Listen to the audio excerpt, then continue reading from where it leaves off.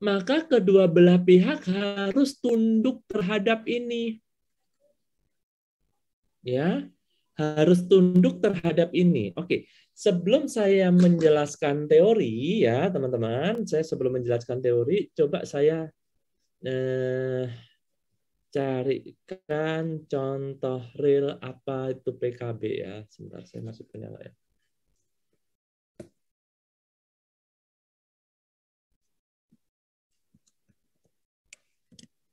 Perjanjian kerja bersama perusahaan apa ya? Misalnya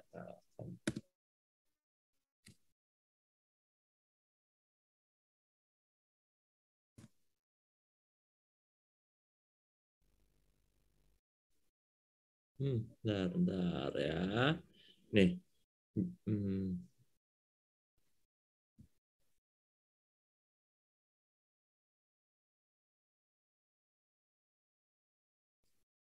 Oke. Nah, ini ada contoh teman-teman ya. Coba dilihat ya. Nah,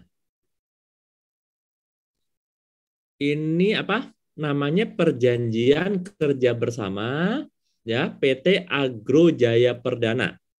Ya. Aduh, kok hilang? Oh, maaf. Oke. Bisa terlihat, Arif?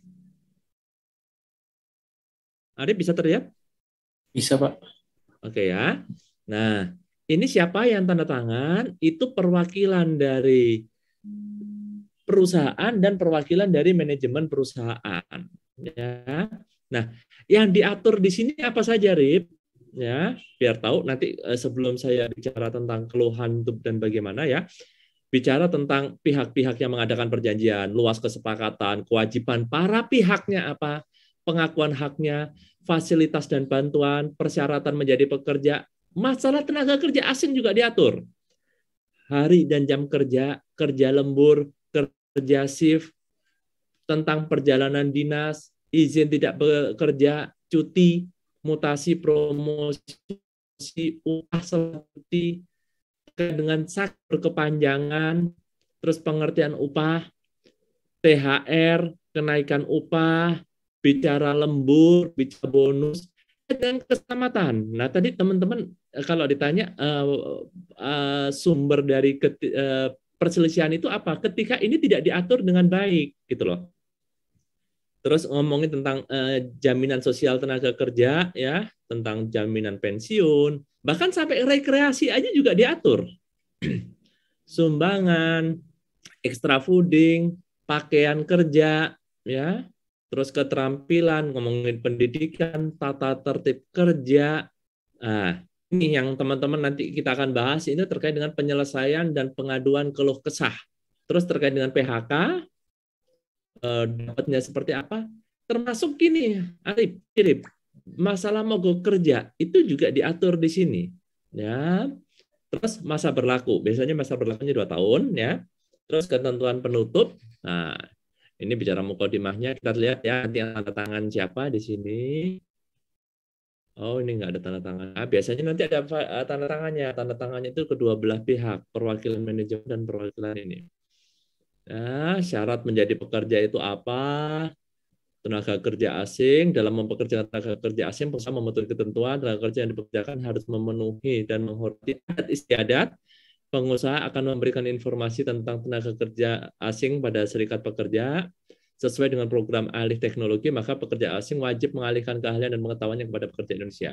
Nah, ini jam kerjanya, teman-teman. Ini diatur semuanya di sini. Ya. Jadi nanti yang tidak mematuhi, ya, yang tidak mematuhi itu bisa kena sanksi dan sepakat karena ini udah jadi kesepakatan, ya.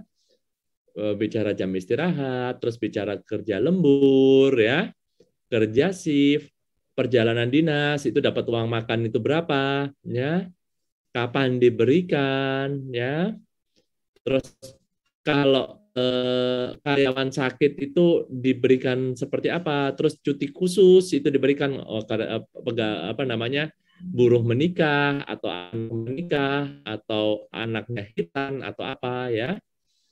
Terus cuti dalam setahun itu dapat berapa kali cuti, Terus bicara tentang hamil melahirkan, ya itu karyawati itu mendapatkan 3 bulan, cuti haid, mutasi promosi, ya.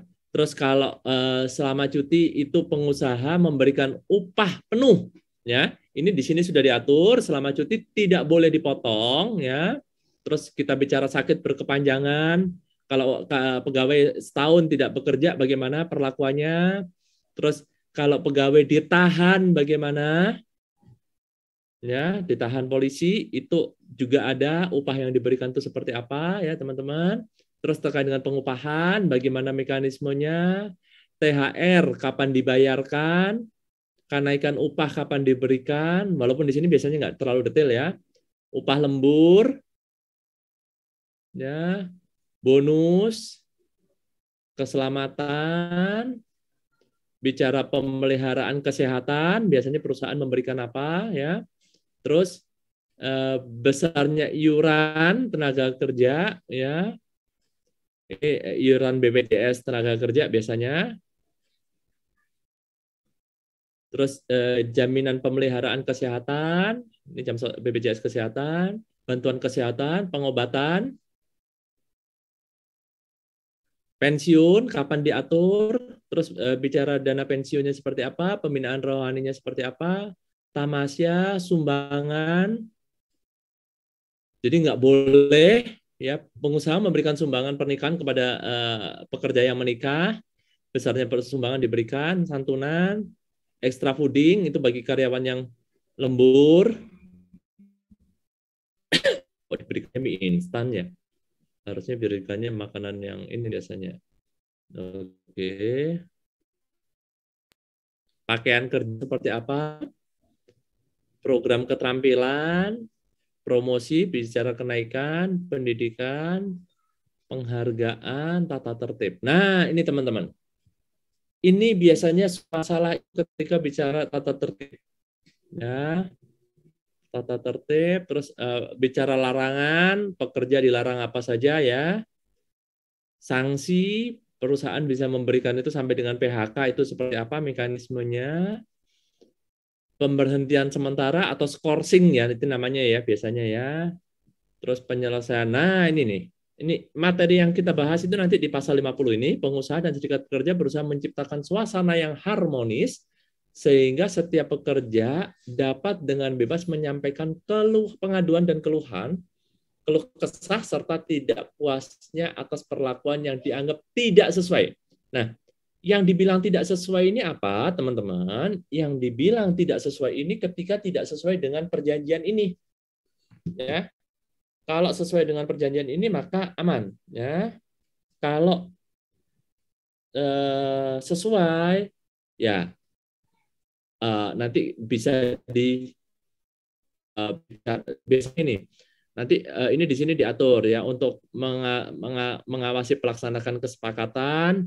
Ini akan menampung pengaduan dan keluhan dari pekerja, maka pengusaha dan serikat pekerja membentuk lembaga kerja yang disebut dengan bipartit. Tadi yang siapa? Arif jelaskan ya, Arif. Ini Arif, bipartit. Nanti kalau tripartit, ketika deadlock antara buruh dan perusahaan itu deadlock, maka apa yang terjadi? Maka akan melibatkan pihak ketiga. Pihak ketiganya siapa, teman-teman? Di sini. Pihak ketiganya siapa? Ada yang tahu pihak ketiganya siapa? Yang apa namanya? Yang nanti akan diundang atau menengahi? Anastasia? Halo, Anastasia? Anastasia, halo? Halo ya Pak. Oke.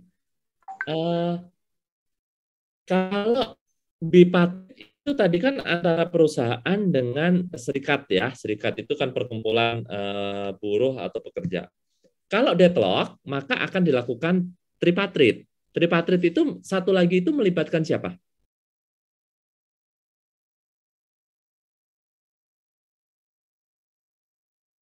Halo? Iya Pak. Siapa? Tahu kira-kira? Kurang lebih perwakilan dari pemerintah. Perwakilan pemerintahnya siapa dalam hal ini? Perintahnya, Pak. Hah? Pak, maaf, saya kurang tahu, Pak.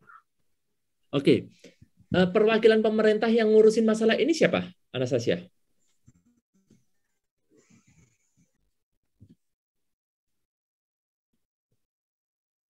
Ada yang tahu, teman-teman yang lain? Dinas Tenaga Kerja, Pak. Nah, betul banget. Ya, jadi yang sebagai penengahnya adalah Kementerian Tenaga Kerja atau Disnaker, ya, atau Disnaker. Jadi kalau kita bicara tripartit, itu ada perwakilan dari 3 belah pihak. Kenapa perlu Disnaker? Kenapa Disnaker? Salwa.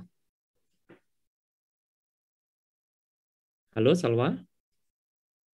Iya, Pak. Kenapa perlu Disnaker? Sebagai penengah karena yang membuat undang-undang dari pihak pemerintah. Iya, betul. Ya, kenapa Disnaker bukan bukan karena kalau Disnaker itu dia akan memihak siapa? Seluruh masyarakat. Memihak perusahaan atau memihak buruh? Dua-duanya kayaknya, Pak. Iya, dia tidak boleh memihak salah satu, gitu ya. Dia tidak bisa memihak salah satu, maka dia akan apa namanya? Akan berdiri di tengah-tengah, gitu ya. Sehingga kenapa? Sehingga itulah yang ditunjuk sebagai perwakilan, gitu ya. Itu yang ditunjuk sebagai perwakilan. Maka lembaga ini yang dibilang bipartit ini anggotanya terdiri dari 5 orang dari unsur pengusaha dan dari unsur serikat pekerja atau disesuaikan dengan kebutuhan. Lembaga kerja bipartit mengadakan pertemuan 1 kali dalam 1 bulan.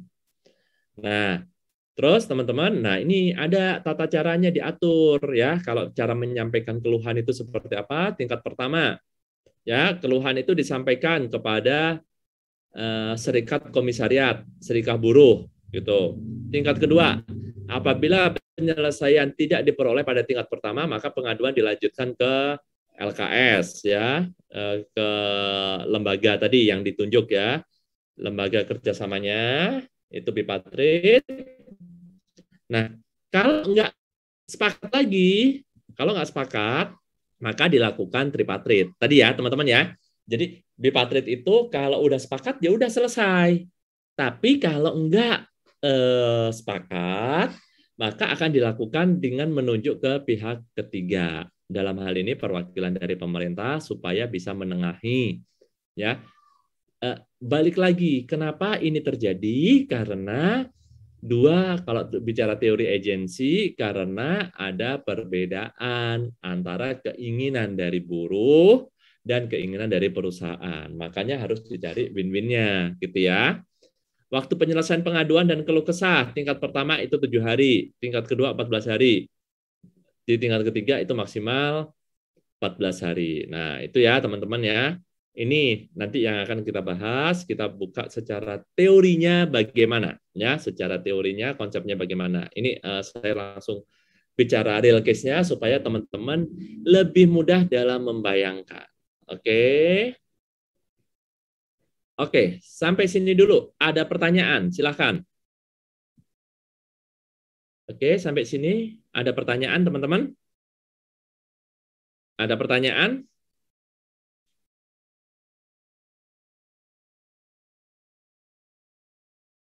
Oke, belum ada.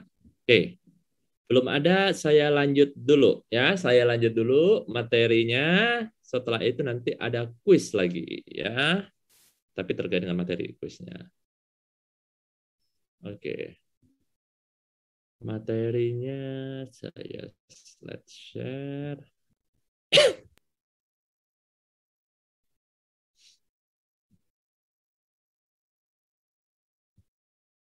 Oke. Bisa terlihat teman-teman materi saya yang saya tampilkan? Lihat, Pak. Oke, terima kasih. Ya, oke. Saya akan mulai dari pembahasan ini sebenarnya bagian yang disebut dengan employee relation. Teman-teman nanti kalau teman-teman itu bekerja di bagian employee relation ya, kerjanya apa? Kerjaan employee relation adalah dia bagaimana memastikan bahwa harmonisasi ya antara dua kepentingan tadi itu ketemu ya. Itulah yang disebut dengan agensi ya. Jadi apa namanya?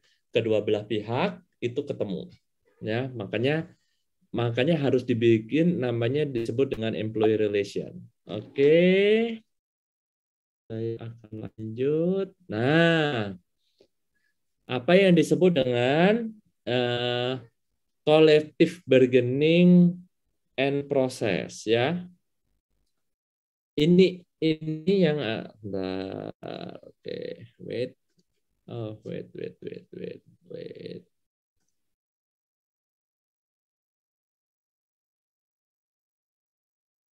Oh, ini dia. Pen color. Oke. Oke, teman-teman. Collective bargaining and process ya. What is collective bargaining? Ya, apa yang dimaksud dengan collective bargaining? Ya, the process through which representative of management tadi ya, representative of management and the union ya. Tadi ya perwakilan dari perusahaan dan perwakilan dari buruh ya, itu melakukan negosiasi yang disebut dengan labor agreement. Labor agreement in Indonesia is tadi ya PKB atau satu lagi tadi apa? Peraturan perusahaan. Isinya PKB sama PP apa? Sama, teman-teman. Ya, sama. Isinya itu sama. Nah, teman-teman, apakah negosiasi antara manajemen dalam hal ini perusahaan itu dengan labor itu mulus-mulus aja atau nggak banyak masalah atau banyak problem ya. So far ya teman-teman, selama ini kenapa sih terjadi terjadi pemogokan dan lain sebagainya? Kenapa? Karena kedua belah pihak ini nggak ketemu teman-teman ya. Tuntutan buruh nggak masuk akal ya, tuntutan pengusaha juga nggak masuk akal. Nah, nanti kita akan bahas di slide berikutnya. Nah, makanya kita perlu yang disebut dengan good faith ya, perlu yang disebut dengan itikat baik ya, harus perlu disebut dengan itikat baik ya. Both parties are making every reasonable effort ya, pokoknya mengusahakan cara yang terbaik ya supaya apa yang terjadi ya, arrive at agreement ya, kesepakatan itu terjadi ya. Kalau teman-teman tahu bahwa proses agreement ini nggak gampang teman-teman ya, nggak gampang ya, apalagi di perusahaan yang manufacture yang buruhnya itu 10.000, 20.000 atau buruhnya banyak itu apalagi kalau nggak harmonis hubungan antara serikatnya dengan manajemen, itu dikit-dikit demo, dikit-dikit rusak, dikit-dikit mogok. Nah, itu makanya bahaya. Nah, nanti setelah ini nanti kita akan cek undang-undangnya mengaturnya bagaimana, ya. Yaitu makanya good faith ya, proposal are being matched ya. Ini yang penting ya, being matched with counter proposal ya, counter proposal antara para pihaknya ya. Oke. Nah, teman-teman, how can tell if bargaining is in ya, is not in good faith ya, apa yang dibilang yang tidak beretikat baik itu jika apa ya teman-teman, yang dibilang kenapa sih terjadi konflik ya, yang pertama ini adalah ini service bargaining ya, tawar menawarnya itu yang nggak sesuai ya, tawar menawar di permukaan, tawar menawarnya itu nggak sesuai, atau kita bicara konsekuensinya itu tidak memadai, tidak mencukupi, ya, aturannya itu tidak dipenuhi dengan baik, ya, atau tuntutannya itu, ya, tuntutan demand dari salah satu pihak, biasanya yang suka menuntut sih relatif lebih ke buruh, ya, permintaannya itu nggak masuk akal. Nah, itu juga akan menjadi sumber permasalahan. Atau dilatory tactic, ya, atau apa ya? Ini yang dibilang dilatory tactic itu ada gimana caranya menunda, ya. Caranya itu menunda-nunda supaya salah satu pihak itu karena ditunda terus mau nggak mau jadi menyetujui. Nah, ini juga bahaya. Kalau ini terjadi, ya, kalau ini terjadi, salah satu pihak itu sukanya nunda-nunda, maka ini potensi konflik itu akan menjadi tinggi banget, ya. Atau imposing condition, ya, kondisi yang dipaksa, ya, kondisi dengan paksaan, ya, ini juga bahaya, ya. Atau making unilateral change in condition, ya. Kita membuat perubahan sepihak. Nah, ini juga bahaya, ya. Tidak boleh disebut dengan perubahan sepihak. Nah, perubahan itu harus kedua belah pihak setuju, gitu, ya. Nah, itu yang ya. Atau bypassing the representative. Ini bahaya nih yang sering dilakukan. Sengaja dilewatin, teman-teman. Ya, kata pihaknya itu dilewatin. Akhirnya apa? Misalnya salah satu pihak dilewatin sehingga perjanjian itu terjadi, tapi misalnya harusnya itu perjanjian itu harus semua anggota itu setuju, tapi dibikin taktik dan lain sebagainya. Nah, itu juga masalah.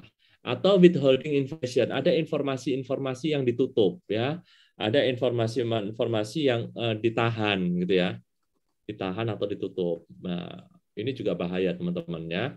Artinya kalau ini terjadi seperti apa? Ini udah pasti nanti proses perjanjian, ya. Kalau seringnya itu disebutnya ini teman-teman, ya, hubungan industrial, ya. Hubungan industrialnya ini jadi nggak harmonis, ya, nggak harmonis. Nah, kalau nggak harmonis, ya itu potensi konflik dan lain sebagainya sangat amat besar. Collective bargaining and process, bargaining item kategori. Ya, kita akan bahas kategorinya itu ada yang sifatnya itu voluntary, teman-teman. Ya, yang sifatnya itu voluntary. Kalau yang sifatnya voluntary itu bargaining item which are neither mandatory or nor illegal. They become a part of negotiation only through the joint agreement of management and union. Ya, ini kalau dicontohkan itu apa, teman-teman?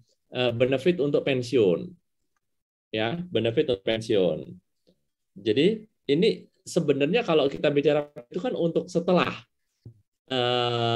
mereka itu selesai, artinya ya perjanjian ini buat nanti, makanya ini sifatnya itu voluntary, ya. Ada yang berikutnya itu adalah mandatory, teman-teman, ya, mandatory item. Nah, ini biasanya yang paling seru itu di sini, ya. Item that party must bargain, ya. Kedua belah pihak itu saling bargaining, ya, saling tawar menawar, saling menunjukkan saya maunya gini, saya maunya gini. Ini ketemu sampai kedua belah pihak ini nanti memang tergantung sih environment company-nya seperti apa, ya. Bahkan sampai terjadi kriminalisasi juga banyak, ya, teman-teman, ya. Real case, ya, terjadi kriminalisasi karena terjadi seperti ini, ya. Ada yang dipaksa dengan diancam untuk tanda tangan dan lain sebagainya. Nah, itu juga menjadi hal yang sangat ini, ya. Ini contohnya terkait dengan upah, dengan overtime, ya, dengan tunjangan upah maupun overtime, ya.